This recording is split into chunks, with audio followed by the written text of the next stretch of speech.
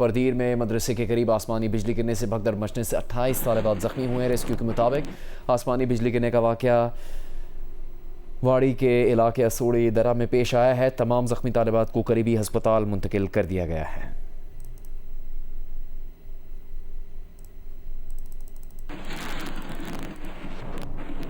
खैबर पख्तूनख्वा और गिलगित बल्तिस्तान के मुख्तलिफ अजला में तेज़ बारिशों और सैलाबी रेलों ने तबाही मचा दी है। चित्राल में सैलाबी रेले से कई मकानात और मसाजिद को नुकसान पहुंचा है। सड़कें बंद होने से राबता मुनक़ता हो गया है। खड़ी फसलों और बागात को शदीद नुकसान पहुंचा है। स्वात, एबटाबाद, बाजोड़ और स्तौर में भी तूफ़ानी बारिशों के बाद ननी नालों में तुग़यानी की सूरत हाल है।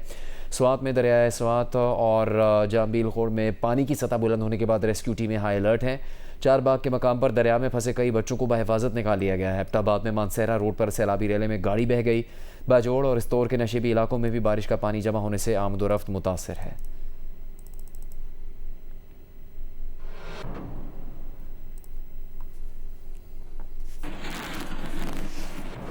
वफाकी दारुल-हुकूमत इस्लामाबाद में तेज़ हवाओं के साथ हल्की बारिश से कई रोज़ से जारी शदीद गर्मी का जोर टूट गया है। मौसम की सूरत हाल आपको बताएंगे जियो न्यूज़ के नुमाइंदे खलीक अहमद। जी, शदीद हब्स और गर्मी के बाद इस्लामाबाद में बिलाखिर बारिश का जो सिलसिला है वो शुरू हो चुका है और महकमा मौसमियात ने आज सुबह ही बताया था कि आज शाम या रात को जो है वो बारिश हो सकती है। इस टाइम हल्की बारिश इस्लामाबाद में शुरू हो चुकी है और ये जो बारिशों का सिलसिला है वक्फे वक्फे से 5 जुलाई तक जो है वो जारी रह सकता है। महकमा मौसमियात के मुताबिक कल और परसों जो है वो बारिशें जो है वो ज़्यादा अच्छी हो सकती है। इस वक्त मौसम खुशगवार हो गया है इस्लामाबाद का, हल्की बारिश चल रही है। शदीद गर्मी और हब्स था इस्लामाबाद में पिछले 2-3 दिनों से और वो हब्स तो आज ख़त्म हुआ और बारिश हो रही है और मौसम जो है इस्लामाबाद का वो खुशगवार हो गया है। मलका कौसार मरी में गरज चमक के साथ मूसलाधार बारिश का सिलसिला जारी है। मूसलाधार बारिश के बायस नदी नालों में तुग़यानी की सूरत हाल है।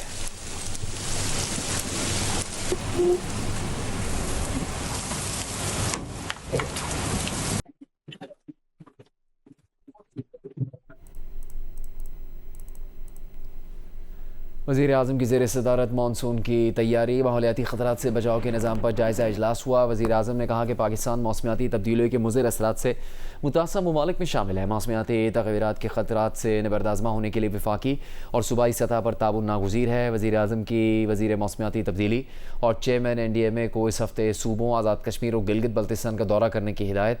वज़ीर आज़म ने कहा कि दौरा इसलिए होगा कि मानसून की पेश की तैयारी मुकम्मल की जा सके। वज़ीर प्लानिंग की ज़ेर निगरानी नेशनल डिज़ास्टर मैनेजमेंट और मुतल्लिका वज़ारतों की इमरजेंसी रिस्पांस कमेटी बनेगी जो सूबाई मुतल्लिका इदारों से अमली ताउन के लिए काम करेगी। वज़ीर आज़म ने कहा कि वज़ीर ख़जाना मानसून की मुमकिन तबाही की सूरत में हंगामी फ़ंड के लिए पेश की तैयारी करें। मुमकिन सैलाबी सूरत हाल और ख़तरात से बचाव के लिए इक़दामात जामे रोड मैप के तहत तरतीब दिए जाएंगे।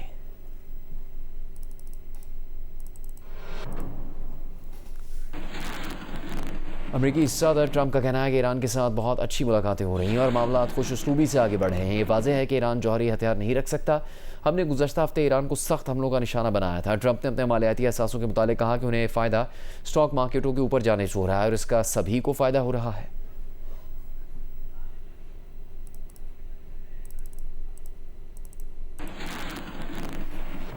कतर में ईरान के नायब वज़ीर ख़ारजा काज़िम गरीबाबादी ने कतर के वज़ीर आज़म से मुलाकात की है। ईरानी मीडिया के मुताबिक काज़िम गरीबाबादी ने मुलाकात के बाद गुफ्तगू में कहा कि मफाहमती यादाश्त पर अमल दरामद बातचीत का महवर था। ईरानी नायब वज़ीर ख़ारजा काज़िम गरीबाबादी ईरानी वफ़द की क़यादत कर रहे हैं। ईरानी वफ़द वज़ारत ख़ारजा, मरकज़ी बैंक और वज़ारत ज़राअत के नुमाइंदों पर मुश्तमिल है।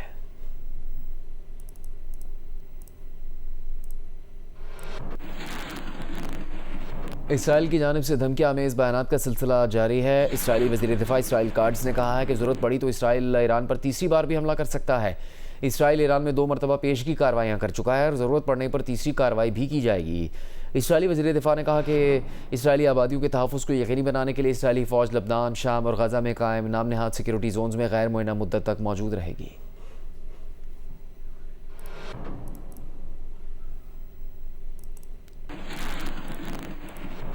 ईरानी वज़ीर ख़ारजा अब्बास अराग़ची ने इसराइली वज़ीर दिफ़ा के बयान पर रद्दअमल में कहा है कि इस्लामाबाद मफाहमती यादाश्त का बिल्कुल मतलब वाज़ेह है जिसमें अमरीकी सदर ट्रंप ने इसराइल को अपनी कार्रवाइयाँ रोकने का पाबंद किया है। अगर इसराइल अमरीका की हिदायत को नज़रअंदाज करेगा तो ईरान उन्हें सबक सिखाएगा। ईरानी आवाम क़यादत के ख़िलाफ़ किसी भी किस्म की धमकी का फ़ौरी और भरपूर जवाब दिया जाएगा।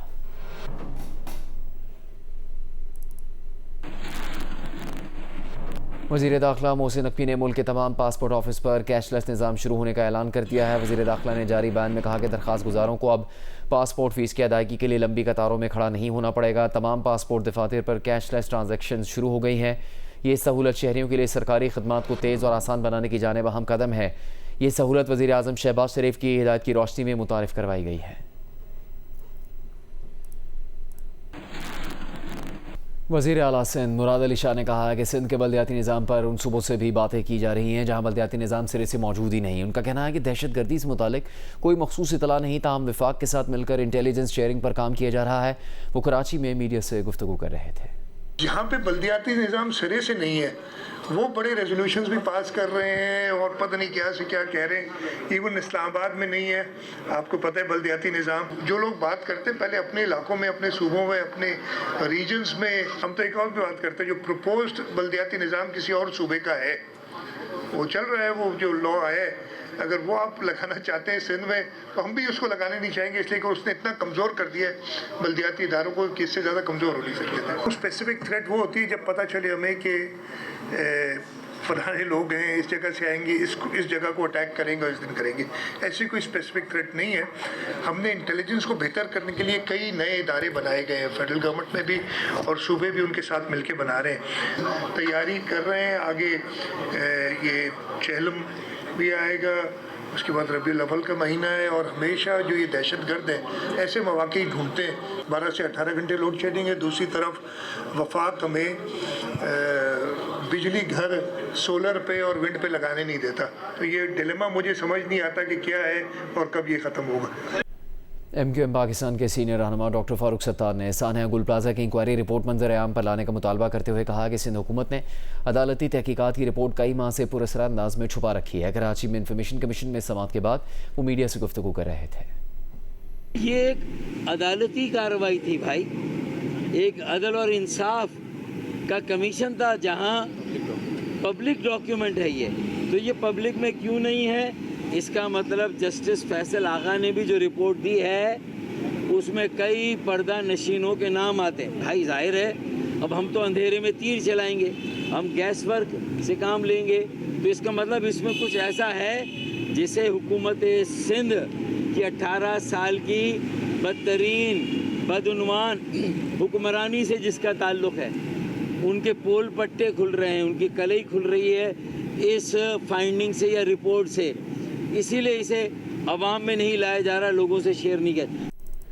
लाहौर सिस्क्यू में लाहौर के इलाके काना में ट्यूशन सेंटर की छत गिरने से जाँ भाग 14 बच्चों की तदफीन कर दी गई। नमाज जनाजा में अहले इलाका ने बड़ी तादाद में शिरकत की। छत गिरने के अलमनाक वाक़े में एक ही घर के 2 बच्चे जाँ भाग और 2 ज़ख्मी हुए। बच्चों के नाना ने बताया कि उनके घर के 7 बच्चे ट्यूशन पढ़ने जाते थे। देखिए अहमद फराज की रिपोर्ट। जी मैं इस वक्त काना में ही मौजूद हूँ और हम इस वक्त उस घर के बाहर मौजूद है जहाँ 2 बच्चे जो हैं इस हादसे में हलाक हुए हैं और एक ही ख़ानदान के 2 बच्चे इनके ज़ख्मी भी हुए हैं। इनके जो बुज़ुर्ग हैं वो इनके बच्चों के नाना वो हमारे साथ मौजूद हैं, हम उनसे बात करते हैं। 4 बजे जाते थे जी, कुछ 3 बजे जाते थे। जो 3 बजे जाते थे वो 4 बजे वापस आ जाते थे। वो 4 बजे वापस आ गए। हमारे 7 बच्चे जाते थे। अच्छा, आपके कुल 7 बच्चे जाते थे? बच्चे जाते थे, 3 बच्चे वापस आ गए थे 4 बजे। ये 4 बजे 4 बच्चे गए हैं, ठीक है, और 4 बजे गए हैं तो 5 बजे ये वाक़या हुआ है। तो इस वाक़े में कौन कौन ज़ख्मी हुआ और कौन कौन हलाक हुआ? देखो जी, हमारे तो 2 बच्चे हलाक हुए हैं तो 2 ज़ख्मी हुए हैं, ठीक है। बाकी 3 बच्चे वो ठीक थे? हाँ, बाकी 3 वो तो घर आ गए थे ना। तो 2 बच्चे जो ज़ख्मी हुए हैं ना, जब छत गिरी है वो दरवाजे में खड़े थे, तो एक सिर में टांके लगे हुए, एक में मुंह पे सट लगी हुई। वहाँ दोनों ज़ख्मी हुए? हाँ, दोनों। अब वो ठीक है? अब वो ठीक है। तो ये कब से पढ़े थे ट्यूशन यहाँ पर? ये तकरीबन 2-3 साल हो गए। 2-3 साल से? तो ये खातून अकेडमी चलाती थी? हाँ जी, वो भी ज़ख्मी हैं। वो भी ज़ख्मी। कितने बच्चे वहाँ पे जाते थे? ये 30-35 बच्चे जाते हैं। एक ही टाइम पे जाते थे कि कोई औकात? नहीं, 2 टाइम थे उनके। एक 3 से 4 थे, 4 से मतलब कि आगे पढ़ते हैं। आपके बच्चे जो थे कौन कौन सी क्लास के थे? वो तकरीबन एक 3री क्लास में थे, 1-2 क्लास में। तो जो ज़ख्मी हैं वो भी मतलब कि 3री क्लास में थे। वो उनके छोटे, सारे बच्चे छोटे ही थे जो उधर पढ़ते थे ना। सब बच्चे कोई 7 साल, कोई 5 साल, कोई 4 साल, कोई 7 साल, कोई 9 साल, इससे बड़ा नहीं था कोई भी। जो छत गिरी है ना उसके साथ मतलब कि घर एक ही 8 मरले का है, ठीक है। छत गिरी है, वो उन्होंने दरवाज़ा बंद कर दिया है जो 7 है वो भी गिरने वाला है, सब छोटे बच्चे थे। एक ही ख़ानदान के ये 7 बच्चे यहाँ पे जाते थे, जिनमें उनके 2 बच्चे जो हैं वो इस अलमनाक हादसे में हलाक हो गए और 2 ज़ख्मी हैं। उनका ये कहना है कि ये तमाम बच्चे जो थे ये मुख्तलिफ़ औक़ात में इस ट्यूशन सेंटर में जाते थे और इस हादसे की नज़र हो गई। काहना में ट्यूशन सेंटर के मालिक, भाई और मिस्त्री समेत 5 अफराद को हिरासत में ले लिया गया है। वाक़े के FIR के मुताबिक मुलज़िमान ने खस्ता हाल बिल्डिंग में ट्यूशन सेंटर कायम कर रखा है। मुलज़िमान कमरे की छत पर मिस्त्री के साथ मिट्टी डाल रहे थे। खस्ता हाल कमरे की छत गफलत और लापरवाही से इजाफी बोझ डालने से गिरी। काहना में ट्यूशन सेंटर की छत गिरने से ज़ख्मी खातून टीचर का कहना है कि छत पक्की करवाई थी, इतने पैसे नहीं थे कि लेंटर डाल सकते। छत गिरने के वक्त घर में तामीराती काम नहीं हो रहा था। उनका शौहर घर के पास ही फ्रूट की रेडी लगाता है। सर मुझे खुद नहीं पता, मैं खुद मलबे के नीचे दब गई हूँ। मुझे खुद नहीं पता कि मेरे कमरे की क्या कंडीशन हुई है, कैसे हुआ है, बच्चे सारे नीचे कैसे आए। सर ये कुदरत की तरफ से हुआ है, इसमें किसी का कोई हाथ नहीं है। अल्लाह ताला की तरफ से जो भी मामला हुए हैं, मैं खुद भी मलबे के नीचे आई हूँ। बाकायदा मेरी अपनी बच्ची भी, मेरे जेठ के बच्चे, मेरे देवर की छोटी सी 1.5 साल की बच्ची, वो भी उधर ही मौजूद थी। लेकिन मुझे नहीं पता उनकी पोजीशन कैसी है। मेरी बच्ची को भी चोटें वगैरह आई हैं। सर पे कंस्ट्रक्शन का काम ज़रूर हुआ है, मैंने छत पक्की करवाई है क्योंकि माली हालात इतने ठीक नहीं थे कि हम वो लेंटर वगैरह डाल सकते या दोबारा से सारी कंस्ट्रक्शन करवा सकते। मैं खुद मेहनत मजदूरी करती हूँ। जो मेरे हस्बैंड हैं वो फ्रूट की रेडी लगाते हैं, 200-400 रुपये उनकी बचत आती है। मैं खुद अपने घर का सिस्टम चलाती हूँ। दीगर खबरें शामिल करेंगे। जियो न्यूज़ ने पैमरा की काउंसिल ऑफ कंप्लेंट्स को आगाह किया है कि हसास डॉक्यूमेंट्री बनाने और उसको मंजूर करने वाले अफराद को नौकरी से बरतरफ कर दिया गया है। पैमरा की जानिब से जियो न्यूज़ की मुअत्तली के सिलसिले में काउंसिल ऑफ कंप्लेंट्स के सामने समाअत के दौरान जियो न्यूज़ की लाइसेंस होल्डर कंपनी की तरफ से सुप्रीम कोर्ट के वकील साइम हाशमी इंतजामिया की जानिब से गलती का एतराफ़ रिकॉर्ड पर लाए और गैर मशरूत माजरत भी की। जियो न्यूज़ की नुमाइंदगी करते हुए साइम हाशमी एडवोकेट और हाई कोर्ट के वकील अरबाज खान ने कौंसिल के साथ तमाम मुताल्लिका दस्तावेजात भी शेयर की कि जियो न्यूज़ की इंतजामिया ने एक फौरी इंक्वायरी के बाद डॉक्यूमेंट्री बनाने के जिम्मेदार शख्स और डॉक्यूमेंट्री मंजूर करने वाली इदारती कमेटी के रुकन को मुलाजमत से फारिग कर दिया है। साइम हाशमी एडवोकेट ने कौंसिल को बताया कि मुस्तकबिल में इस किस्म की किसी भी गलती के खदशे को कम से कम करने के लिए जियो न्यूज़ की इंतज़ामिया ने एक आलिम दीन को अपनी इदारती कमेटी का हिस्सा बनाने का फ़ैसला किया है, जो नशर किए जाने वाले हसास मजहबी मवाद पर नज़र रख सकेंगे और मुस्तकबिल में किसी भी गलती को रोक सकेंगे। ये मामला 10 मुहर्रम उल हराम को नशर होने वाली 1 घंटे तवील मजहबी सफरी दस्तावेजी फ़िल्म से मुताल्लिक़ है। इस डॉक्यूमेंट्री में अफसोसनाक तौर पर 13 सेकंड के हसास मनाजिर शामिल थे, जिसकी वजह से जियो ने पैमरा के नोटिफिकेशन से पहले ही इस डॉक्यूमेंट्री को दोबारा नशर होने से फौरी रोक दिया था और इस मवाद को डिजिटल मीडिया से भी हटा दिया गया था।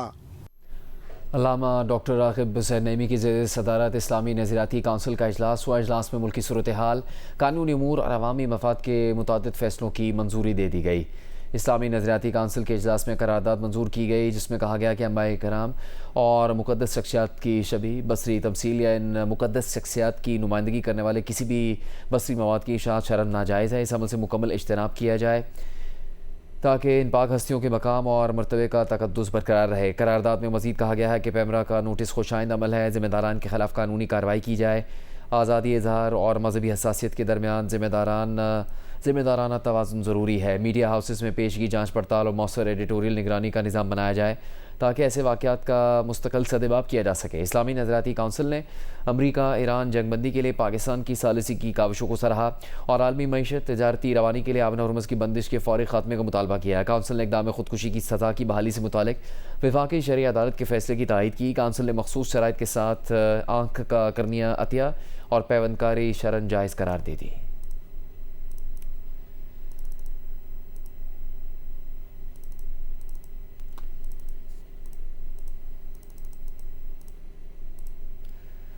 और अभी आपको बताएं कि सुप्रीम कोर्ट ने ख़वातीन के विरासती हकूक़ से मुतालिक फ़ैसला जारी कर दिया है। सुप्रीम कोर्ट का 71 साल बाद बहनों और वालदा को जायदाद में हिस्सा देने का हुक्म सुप्रीम कोर्ट ने हाई कोर्ट और ट्रायल कोर्ट के फ़ैसले कलअदम करार दे दिए। फ़ैसले में कहा गया कि ख़वातीन के विरासती हकूक़ का तहफ़्फ़ुज़ सिर्फ रियासत की ज़िम्मेदारी नहीं है, सिविल सोसाइटी, उलमा, और दीगर का काम, कानूनी माहिरीन इन हकूक़ से इनहराफ को रोकें। विरासत ख़वातीन का शरई और कानूनी हक़ है। ख़वातीन को शरई और कानूनी हक़ विरासत से महरूम रखना गैर आइनी है और गैर इस्लामी है। जाली हिबा, फ्रॉड और ख़ानदानी दबाव से ख़वातीन के विरासती हकूक़ ख़त्म नहीं हो सकते। ख़वातीन के विरासती हकूक़ के मामले पर अदलिया को चौकस रहना चाहिए। Case supreme court Lahore registry में सुना गया।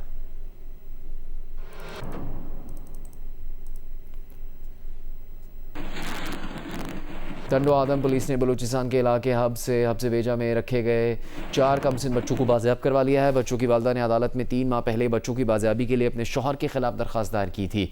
वाक़े का वज़ीर आला सिंध ने भी नोटिस लिया था। SSP सांगड़ शाहनवाज चाचर ने बताया कि हब में कार्रवाई करते हुए वालिद की तहवील से 4 बच्चों को बाजियाब करवा लिया गया। 6 माह पहले घरेलू झगड़े के बाद वालिद बच्चों को अपने साथ ले गया था। बच्चों की वालदा ने उनकी हवालगी के लिए अदालत से भी रुजू कर रखा है। SSP का कहना है कि बच्चों का वालिद मनशियात फरोशी और दीगर जराइम के मुकदमात में मुलव्वस है। पुलिस के मुताबिक बाजियाब किए गए बच्चों को कानूनी कार्रवाई मुकम्मल करने के बाद अदालत में पेश किया जाएगा।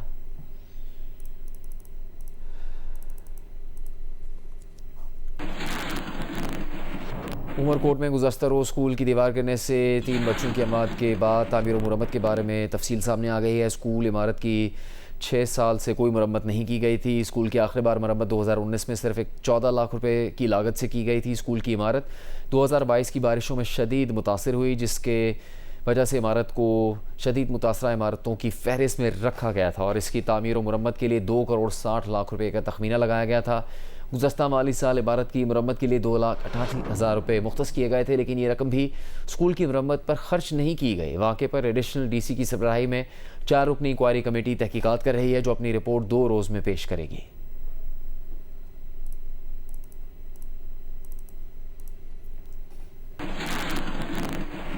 इस्लामाबाद के H9 बाज़ार में आग लगने के वाक़े पर तहकीकाती कमेटी का आग की वजह मालूम करने के लिए फॉरेंसिक तहकीकात का फ़ैसला। नेशनल फॉरेंसिक एजेंसी की टीमों ने हादसे की जगह का दौरा किया और जले हुए स्टॉल से नमूने इकट्ठे किए।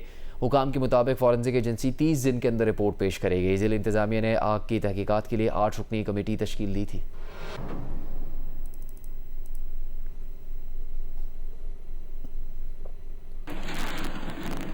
बेल्जियम के शहर एंटवर्प में 10 मंजिला रिहायशी इमारत में आग लगने से 6 अफराद हलाक हो गए। रेस्क्यू काम ने रस्सियों के जरिए रिहायशियों को मुतासरा इमारत से नीचे उतारा। मकामी रिहायशी ने बताया कि वाक़े से पहले इमारत की बिजली अचानक बंद हो गई। 3 मिनट बाद फायर अलार्म बजने लगे और इमारत में धुआं भर गया।